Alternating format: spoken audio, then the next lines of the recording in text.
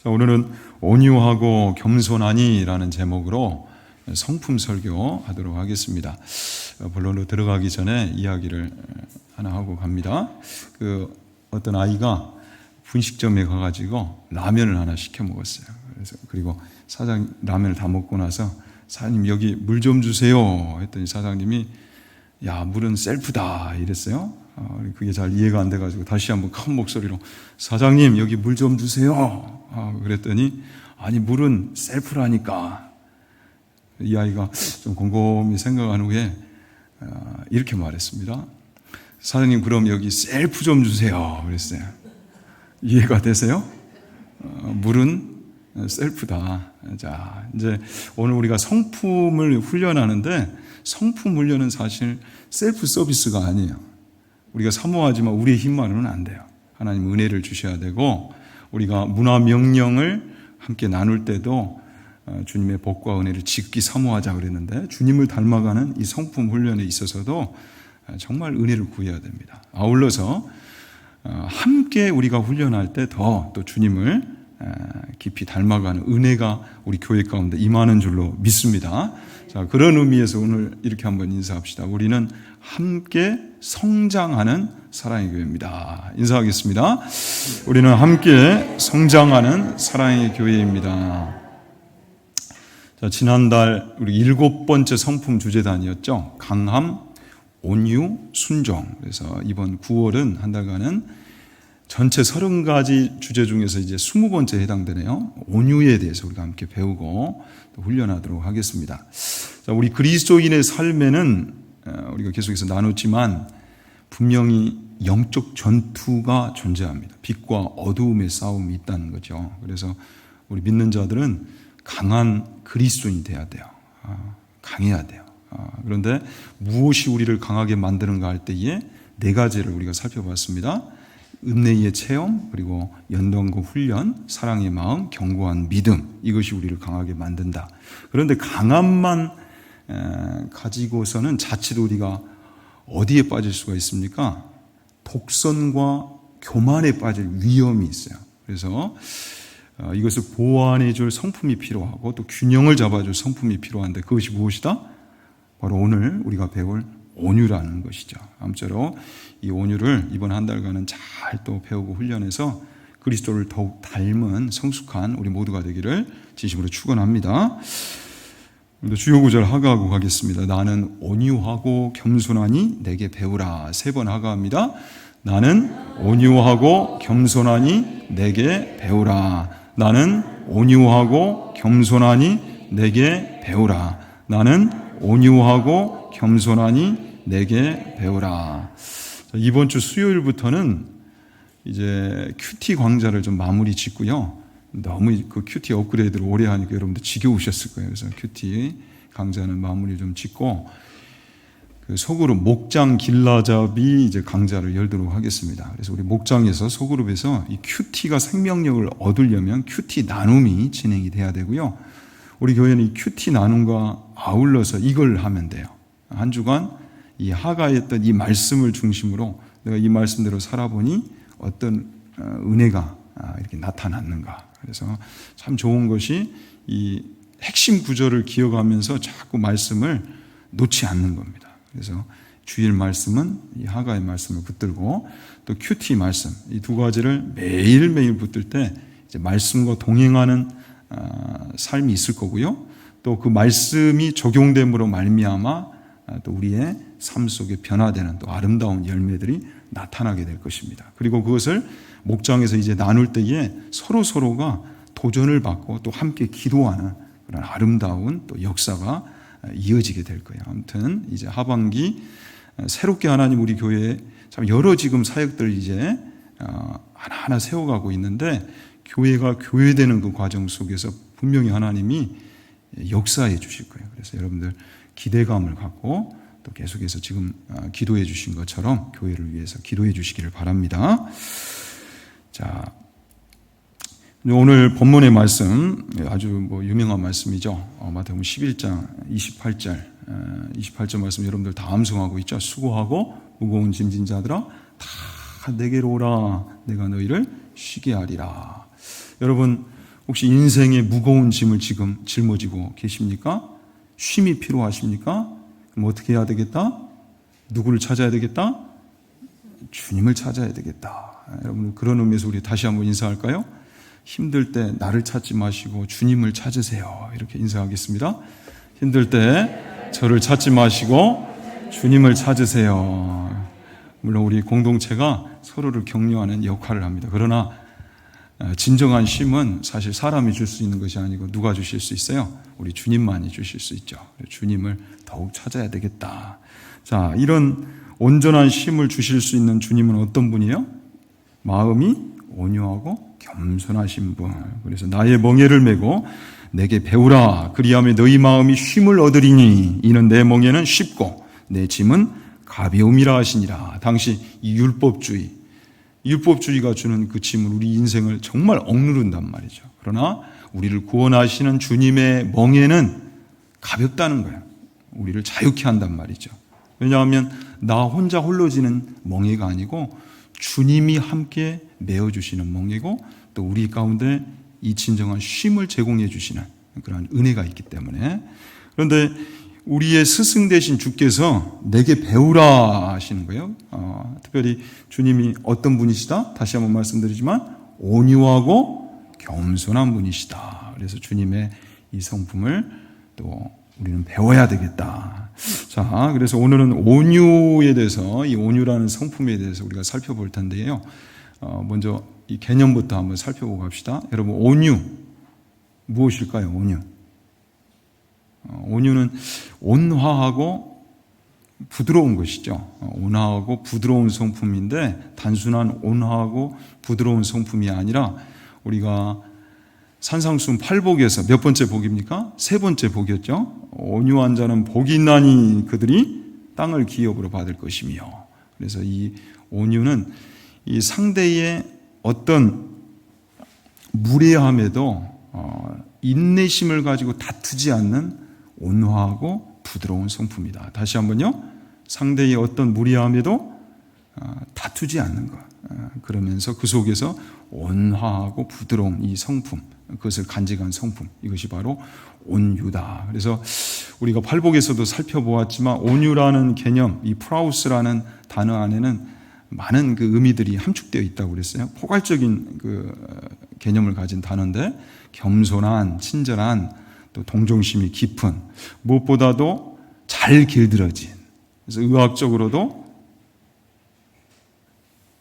열이 내렸다. 그때 열이 잘 다스려졌다. 이런 표현을 쓰고, 또 정서적으로도 프라우스, 심신이 안정을 찾았다. 마음이 잘 다스려졌다. 이때도 프라우스라는 단어를 사용하고, 무엇보다 이 짐승들을 잘 훈련시킬 때, 조련할 때 이 프라우스라는 단어를 사용했다. 특히 이 야생마, 전쟁에 나갔을 때 집에서, 농장에서 키운 이 말은 주눅이 든단 말이죠. 그래서 야생마를 갖다가 훈련을 시키는데 주인의 말에 비로소 잘 순복할 때 그때 프라우스, 비로소 이제 잘 길들여졌구나, 훈련되었구나. 그러니까 어떤 사람을 저 사람은 온유한 사람이야, 온유하다 할 때는 어떤 의미다? 잘 다듬어진 사람이다. 훈련된 사람이다. 특히 우리 성도들은 누구로 인하여? 하나님으로 인하여. 최고의 조련사이신 하나님으로 인하여 잘 길들여진 사람. 이렇게 멋진 성품이, 존귀한 성품이 바로 온유라는 거예요. 나의 생각과 의지와 감정을 내려놓고 이제는 하나님의 뜻에, 말씀에 순종할 수 있는 사람, 그리고 하나님의 때를 그래서 기다릴 줄 아는 사람, 수많은 역경과 고난을 이겨낼 수 있는 힘을 간직한 사람이 온유한 사람이다. 다윗은 시편 18편에서 이렇게 고백합니다. 또 주께서 주의 구원하는 방패를 내게 주시며 주의 오른손이 나를 붙들고 주의 온유함이 나를 크게 하셨나이다. 우리가 잘 아는 대로 다윗은 수많은 연단을 거쳤죠. 훈련을 받았어요. 그런데 그 수많은 연단의 과정을 통과하면서 나를 강하게 하신 주님을 찬송하고 있단 말이에요. 그런데 그 표현이 뭐예요? 주의 온유함이 나를 크게 하셨나이다. 주님의 그 온유함을 그가 그 연단을 통해서, 고난의 과정을 통해서 배웠다라는 거예요. 그 온유함이 이제는 내게도 입혀지게 되었다. 그래서 여러분, 이 온유는 그냥 단순히 약하다는 개념이 아니에요. 신앙의 성숙이라는 이 개념이 온유 안에 있는 것이죠. 그래서 어떤 성품보다도 참 아름다운 성품이요, 신앙의 열매가 되는 복된 성품인데, 아무쪼록 우리 모두가 이 온유의 성품을 정말 사모하고 또 익히도록 하십시다. 그럼 우리가 이 온유라는 성품을 배우고 훈련함에 있어서 특별히 이 온유는 좀 포괄적인 개념이라고 그랬는데, 구체적인 그 특성들을 좀 파악을 해야 돼요.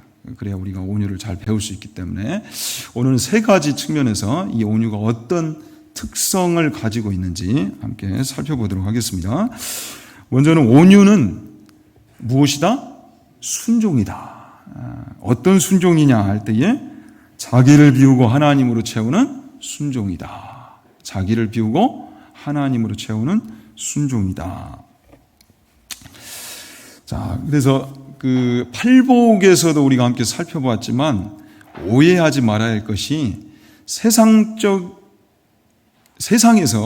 흔히 온유하다라는 이 온유의 개념과 성경이 말씀하시는 성경적 온유의 이 개념에 있어서 격차가 있어요. 차이가 있어요. 그래서 우리가 오해해서는 안 될 것이, 여러분 세상에서는 온유하다, 저 사람 참 온유한 사람이야 할 때 보통 어떻게 이해해요? 조용하고 내성적인 사람을 보통 온유하다 그런단 말이죠. 그래서 무엇을 얻는가 할 때에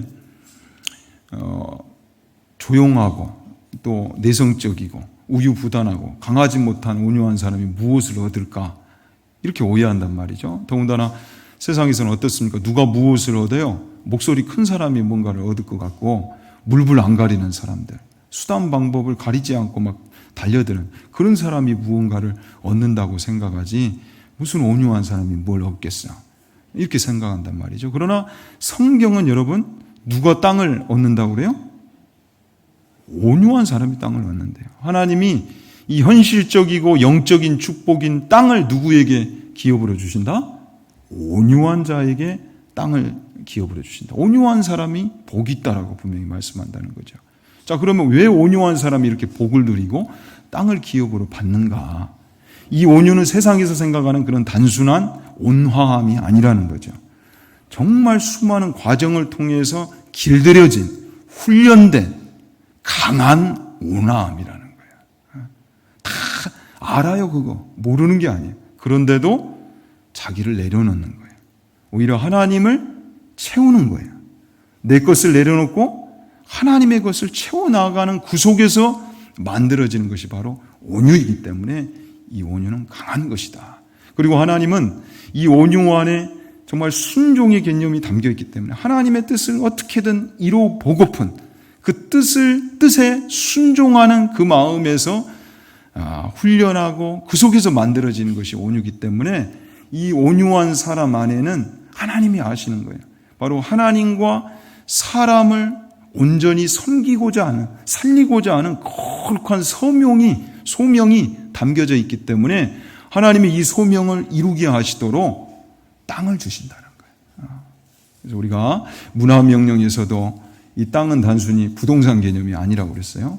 하나님 복을 받고 충만하고 정복하고 다스린다 할 때는, 그때는 본래의 목적, 우리를 지으신 목적대로 하나님의 영광을 위하여 또 하나님의 나라가 임하고 확장되는 이 일에 드려지는 것, 그런 의미에서 우리가 두 발 딛고 있는 머무는 공간인 그런 의미에서의 영역, 또한 우리가 활동하는 모든 분야로서의 그 영역을 다 또 현실적으로 또 영적으로 그런 의미를 담은 땅이라고 했습니다. 당연히 하나님이 이러한 고귀한 뜻을 가지고 순종하려고 하는 온유한 사람에게 당연히 이 복을 주신다는 것이죠.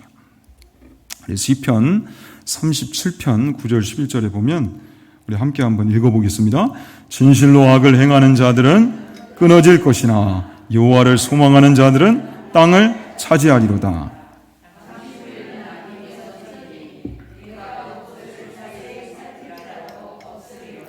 그러나 온유한 자들은 땅을 차지하며 풍성한 화평으로 즐거워하리로다. 자, 여기 보면 다시 한번 약속하시죠. 자, 여호와를 소망하는 자들은 땅을 차지하리로다. 또한 누가 땅을 차지하고 풍성한 화평으로 즐거워해요? 온유한 자들. 여기서 땅은 영원한 유산을 뜻해요. 그리고 풍성한 화평은 부족함이 없는 화평이죠. 이 현실적이고도 영적인 놀라운 복을 누구에게? 온유한 자에게 허락하신다. 시편 25편에도 이 온유의 개념이 보다 분명해지죠. 여호와를 경외하는 자 누구냐? 그가 택할 길을 그에게 가르치시리로다. 그의 영혼은 평안히 살고 그의 자손은 땅을 상속하리로다. 여호와를 경외하는 자, 온유한 자에게 약속하신 그 복이 그대로 여호와를 경외하는 자에게도 약속이 되어 있어요. 그의 영혼은 평안히 살고 그의 자손은 땅을 상속하리로다. 그러니까 이 온유의 개념 안에 경외의 신앙이 담겨 있다는 거죠. 하나님을 인정하고 그래서 하나님께 어찌하든지 순종하기 위하여 나를 내려놓고자 몸부림을 치는 이 내용이 온유라는 성품을 만들어가는 그 길에, 그 과정 속에 담겨져 있다.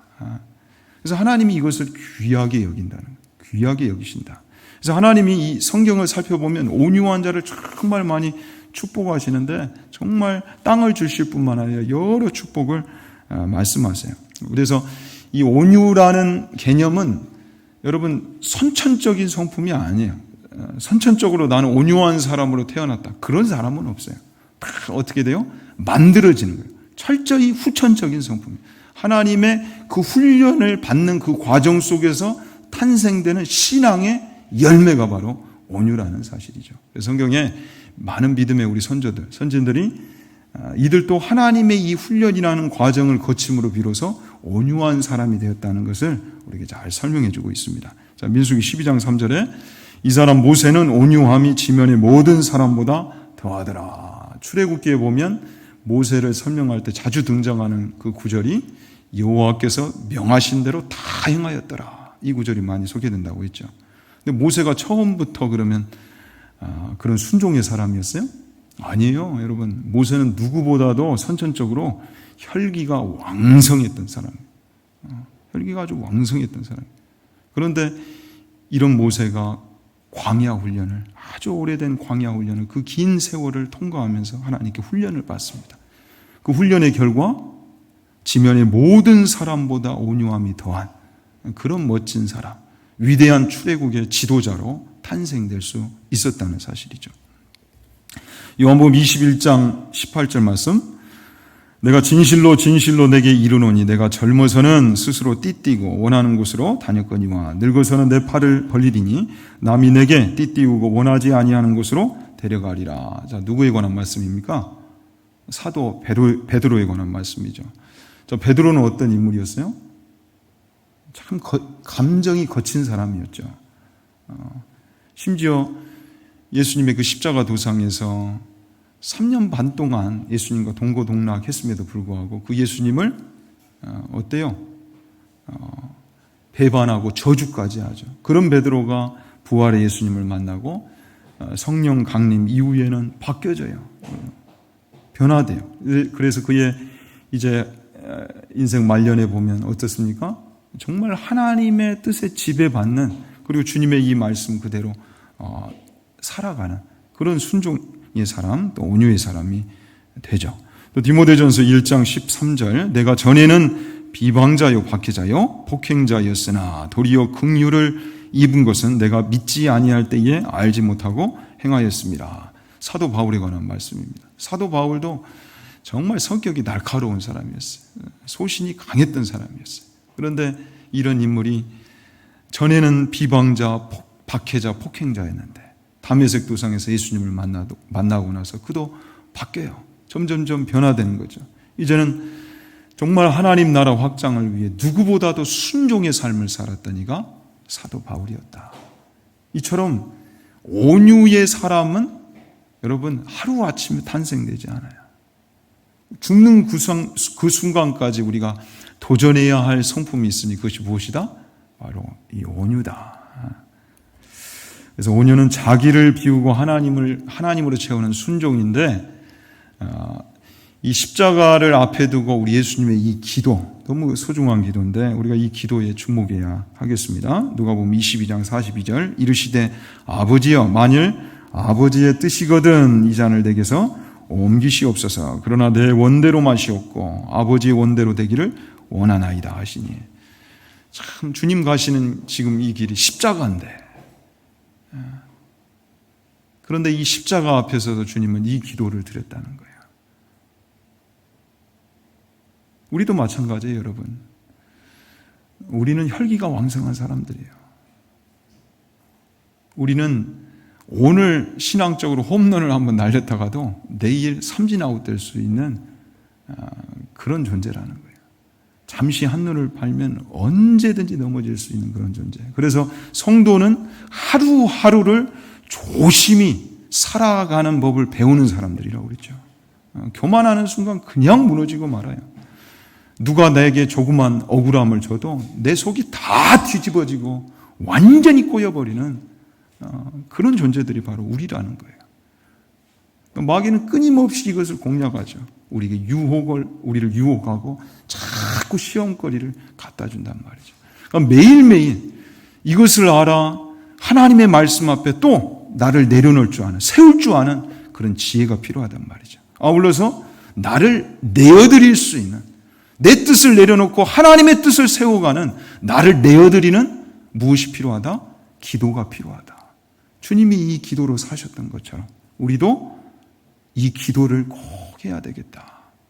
그래서 여러분, 이제 하반기에는 우리가 금요일은 우리 온 성도들이 다 새벽 기도를 쌓기를 원합니다. 지금 금요 저녁은, 원래 금요 저녁은 어떤 날이었어요? 우리가 믿음의 선배들 통해서 배운 전통은, 신앙의 전통은 금요일 날은 부르짖는 날이었어요.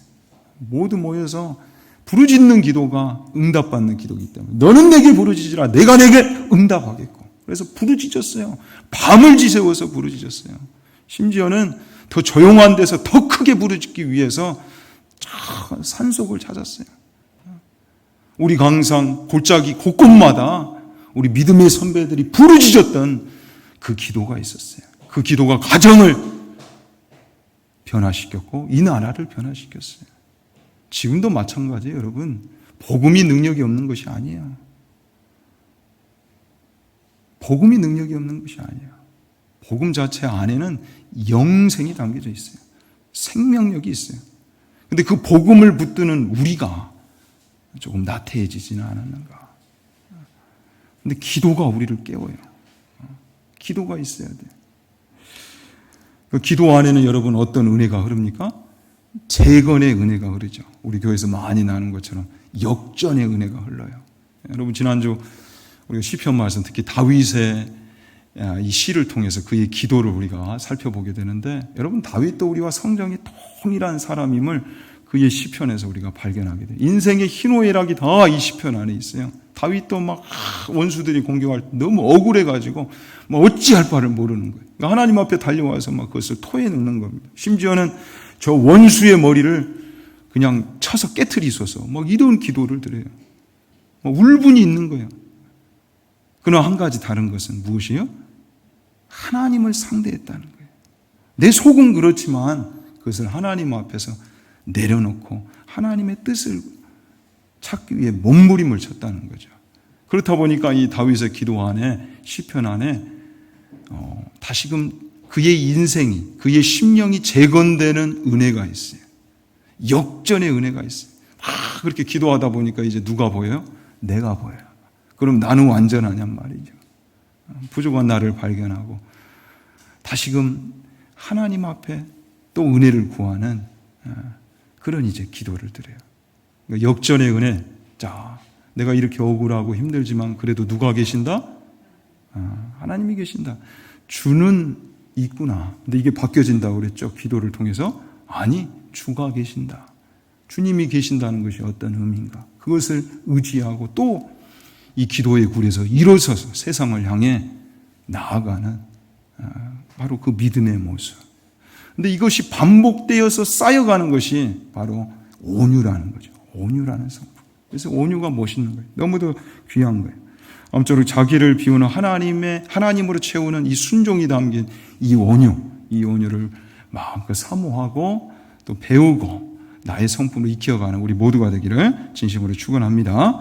두 번째는 이 온유의 특성 안에는 무엇이 있느냐? 겸손이 있어요. 어떤 겸손이냐? 자기를 가리고 하나님을 드러내는 겸손. 그래서 온유와 겸손이 함께하는 거예요. 온유는 이 신앙의 열매이기 때문에, 성숙한 신앙의 열매이기 때문에 특별히 겸손으로 표현되는데, 왜 겸손으로 표현되느냐? 이 열매가 나의 힘만으로 탄생된 열매가 아님을 알기 때문에 그래요. 그러니까 하나님을 인정하고 하나님의 주권을 인정하는, 그리고 그 신앙 안에서 순종하는 관계 속에서 하나님이 나를 만들어 가신 것을 알기 때문에 겸손이 그것을 표현해요. 그래서 여러분들, 세상이들과 우리 믿는 자들의 차이는 어디에서 보면 압니까? 대화를 나눠보면 알죠. 대화를 나눠보면 우리 인간의 특히 이 죄성이 어디에 뿌리를 두고 있어요? 나를 높이는 것. 교만의 뿌리를 두고 있기 때문에 자꾸만 나를 높여요. 그러니까 말은 참 이렇게 멋지게 이것저것 여러 소재로 문을 열었는데 결국은 누가 잘났다? 내가 잘났다는 거예요. 그걸 이야기하고픈 거예요. 어찌하든지 나를 드러내고픈 거기에 종착지를 두려고 그래요. 그런데 우리 믿는 자들은 이 대화 속에서 어찌하든지 누구를 드러내려고 초점을 두고 말한다? 하나님을 드러내고자 하는, 그 속에서 대화한다는 거죠. 어찌하든지 내 인생이 무엇라도, 이 조그마한 거 하나라도 누림이 있다면 다 하나님 덕분이다. 하나님 은혜다. 아무튼 성숙한 그리스도인은 대화도 달라야 할 줄로 믿습니다.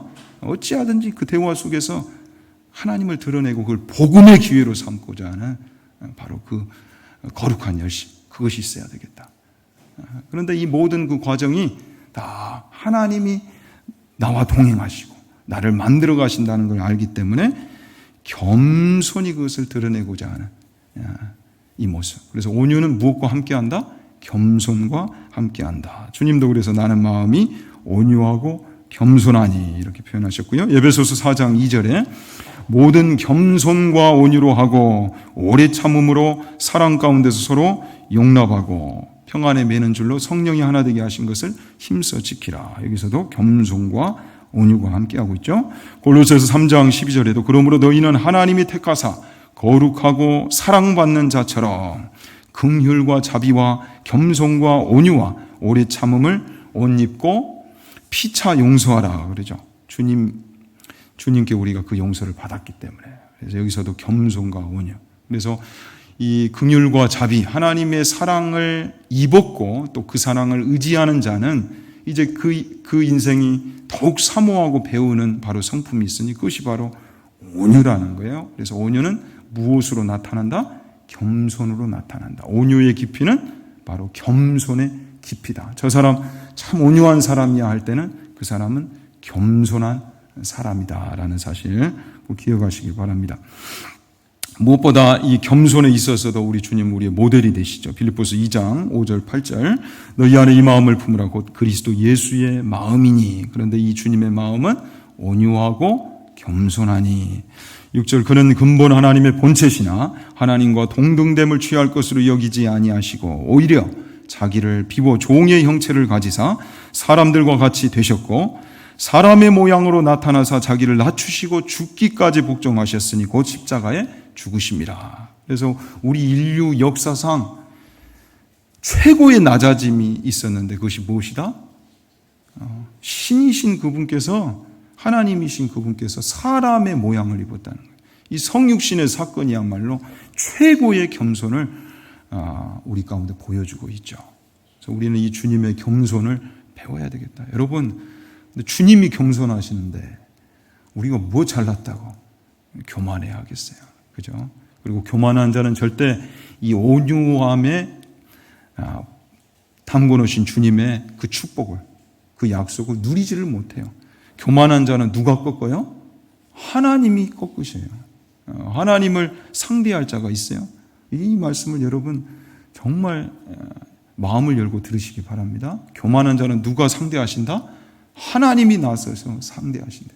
그런데 반대로 누구는 높여주신다? 이것 또한 하나님이 나셔서 겸손한 자는 높여주신다. 베드로전서 5장 6절 그러므로 하나님의 능하신 손 아래에서 겸손하라. 때가 되면 너희를 높이시리라. 시편 22편 26절 겸손한 자는 먹고 배부를 것이며 겸손한 자는요 이 만족의 축복을 누리게 된대요. 또 이사야 29장 19절 겸손한 자에게 여호와로 말미암아 무엇이 더하겠고 기쁨이 더하겠고. 자, 기쁨의 인생을 살려면 어떻게 해야 되겠다? 겸손해야 되겠다. 겸손을 품은 온유한 자가 돼야 되겠다. 그래서 두 번째, 이 온유의 특징은 자기를 가리고 하나님을 드러내는 바로 이 겸손을 포함한다. 자, 첫 번째는 온유는 순종이다. 저 사람 온유한 사람이야. 내가 정말 온유한 사람인가? 뭘 보면 알아요? 하나님의 뜻에 정말 순종하며 사는가? 이걸 보면 알고, 두 번째는 나를 내려놓고 겸손을 채우는 모습이 있는가? 이걸 보면 내가 지금 점점 온유해져 가고 있구나. 온유한 성품을 지금 맺어가고 있구나. 이것을 안다는 거죠. 자, 세 번째, 또 온유의 특성에는 무엇이 있는가 할 때 온유는 무엇이다? 친절이다. 근데 어떤 친절인가? 자기를 절제하여 다투지 않는 친절이다. 자, 온유한 사람은 특징이 있는데 뭐 하면 안 돼요? 싸우면 안 돼요. 아무튼 나는 싸움 안 나는 끝내주길 잘해요. 그 사람은 온유한 사람이 아니에요. 그러니까 온유를 가만히 보니까 이 특징들을 살펴보니까 철저히 자기를 내려놓는 싸움이죠. 나를 절제해야 되는 거예요. 내 속에서는 우리 살다가요, 여러분들, 저는 기도하다가 특히 우리 교회가 좋은 것은 이 본당에서 이렇게 계속 운동하면서도 기도할 수 있어요. 저는 우리 자꾸 걸으면서 막 기도하거든요. 운동도 되고 기도도 되고. 근데 마귀가 옆에 따라오면서 자꾸 하는 말이, 야, 너 억울하지? 억울하잖아. 너 바보냐? 왜 너는 가만히 있냐? 이럴 때가 많아요. 그럼 진짜 가만히 생각하면 억울해. 그런데 기도하는 그 과정을 통해서 또 성령께서 한 가지 생각나게 하시는데, 한 것이 있는데, 그건 뭐냐면, 내가 있다는 거예요. 누가 있다? 내가 있다는 거예요. 나만 혼자 싸우는 인생이 아니라는 거예요. 우리 성도의 삶은. 하나님이 돕고 계신다는 거예요. 나를 대신해서 하나님께 맡길 때에 하나님이 나서 주시겠다는 거예요. 그래서 우리가 기도하는 거죠. 거기서 역전의 은혜를 또 맛보는 거예요. 그래서 여러분, 자기를 내려놓는 이 싸움은 생각보다 만만하지 않습니다. 기도하지 않으면 안 되고요. 하나님을 상대하지 않으면 안 돼요. 나보다 크신 하나님을 발견하고 그분을 온전히 의지하고 신뢰하고 맡기는 믿음이 없이는 사실은 우리가 이 온유에 제대로 도전할 수가 없어요.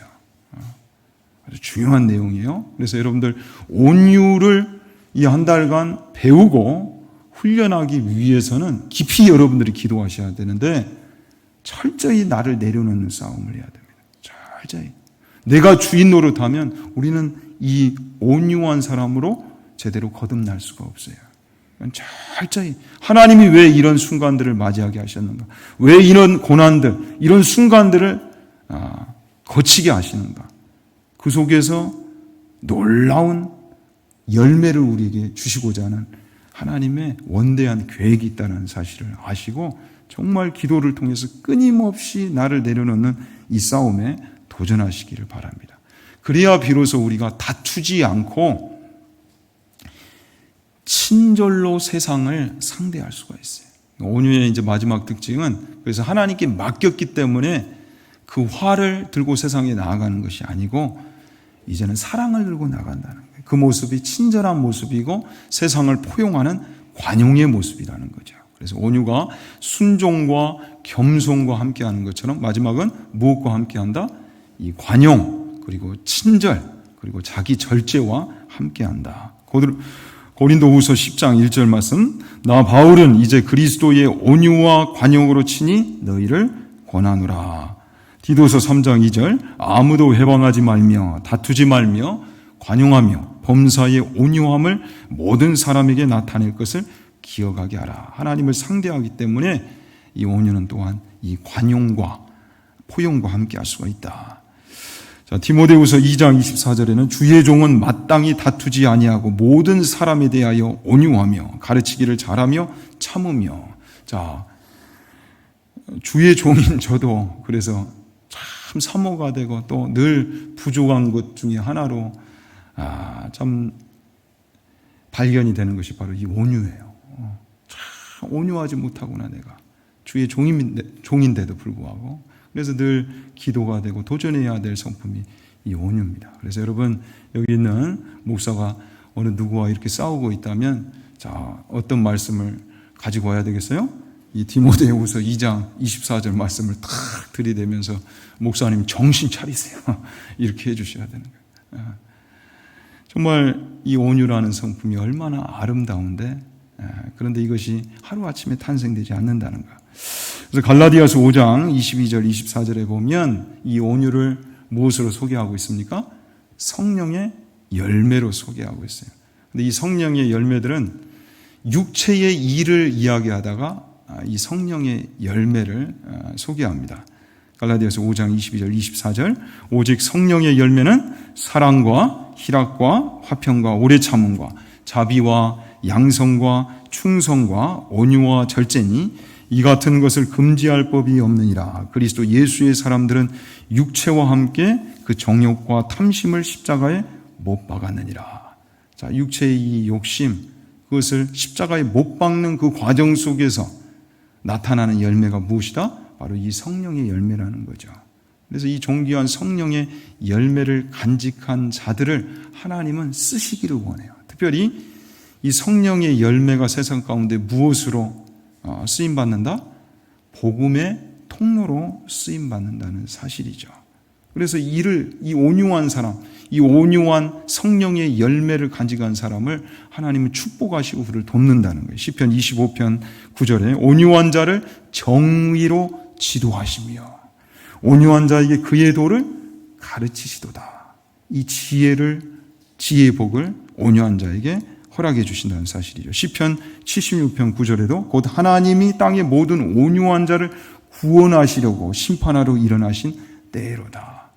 이 온유한 자를 하나님이 존귀히 여기시고 사용하기를 원하시기 때문에 또 구원의 은혜를 베푸신다는 사실이죠.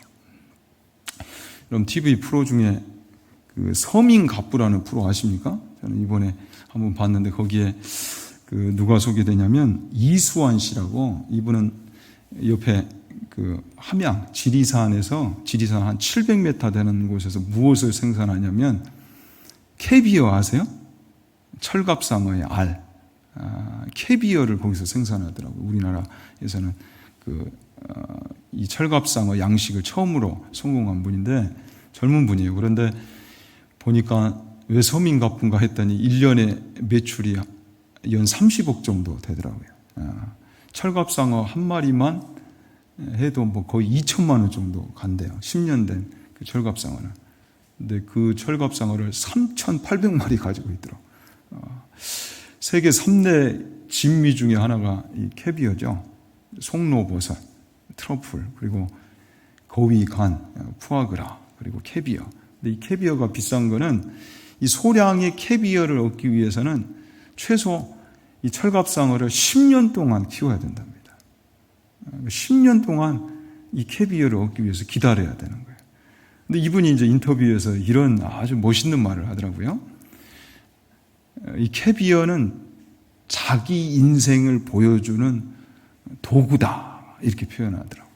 자기 인생을 보여주는 도구다. 왜? 내 인생 10년이라는 세월이 이 캐비어 안에 담겨져 있기 때문에. 그러니까 지극정성으로 한 요 정도 양의 한 30g에 거의 한 30만 원 하는데 요 정도 양을 만들기 위해서 정말 거기에 온 힘을 쏟더라고요. 여러분, 우리 그리스도인의 성품은 어떻습니까? 우리의 성품 동안 주님을 세상 가운데 보이는 생명의 복음을 세상 가운데 드러내는 도구가 아니겠습니까?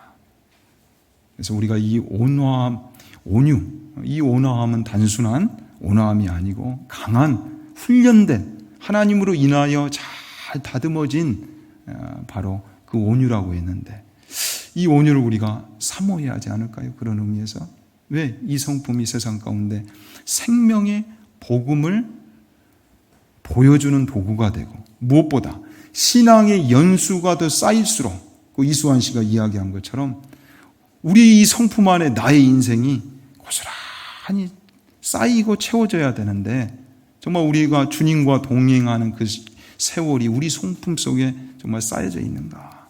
하나님은 여러분 이 성품을 바라보는 부분에 있어서도 정확하신 분이에요.